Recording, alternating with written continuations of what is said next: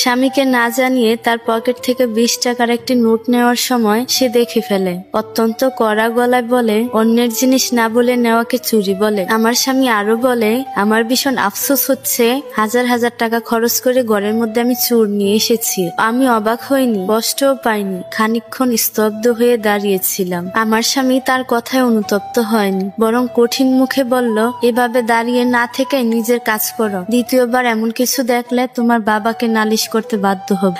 তার কথার জবাব দিলাম না। কি বা বলতাম আমি? না জানিয়ে নেওয়াকে তো চুরিই বলে। তবে সে কি কারণ জানতে চাইতে পারতো না আমার কাছ থেকে? শাসনটুকু আরেকটু কোমল হতে পারতো না?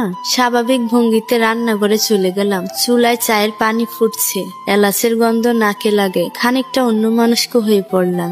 আমাদের বিয়ে হয়েছে খুব বেশি দিন হয়নি, প্রায় 1 বছর।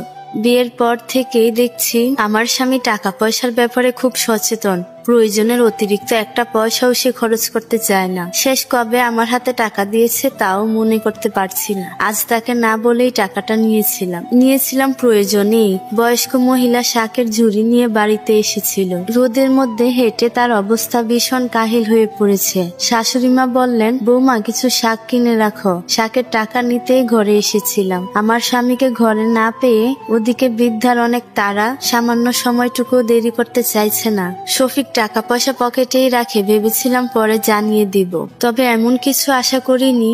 অবশ্য যা হয় ভালোর জন্যই হয়। আমার একটা শিক্ষার প্রয়োজন ছিল।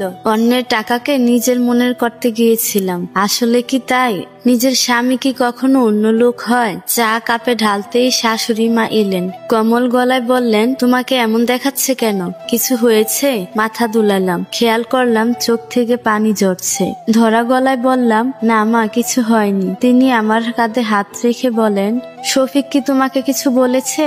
শাশুড়ি মা বুদ্ধিমতী মহিলা, শত চেষ্টা করেও তার কাছ থেকে কিছু লুকাতে পারলাম না। সবকিছু শোনার পর তিনি দীর্ঘ শ্বাস ছাড়লেন। বিমর্ষ গলায় বললেন, শফিক তার বাবার মতোই হয়েছে। ওরা মনে করে মেয়েদের হাতে টাকা দিলে তারা নিয়ন্ত্রণের বাহিরে চলে যায়। ঘরের বউর লাগাম ছাড়া উচিত না, এমন মনে করে কেন? মানুষের কি প্রয়োজন অপ্রয়োজন থাকতে পারে না? শাশুড়ি মা বললেন, মন খারাপ করো না মা, কিছু কথার উত্তর কথায় নয় কাজে দিতে হয়। আমি ঠিক বুঝলাম না। তিনি মুচকি হাসলেন, কমল এবং স্নিগ্ধ হাসি। তাকিয়ে থাকতে ইচ্ছে করছে। পরের দিন শফিক অফিসে যাওয়ার পর শাশুড়ি মা আমার ঘরে এলেন। 1000 টাকার 4টে নোট হাতে দিয়ে বললেন, নিজের পরিচয় তৈরি করার জন্য নিজেকেই কিছু করা উচিত, তাই না?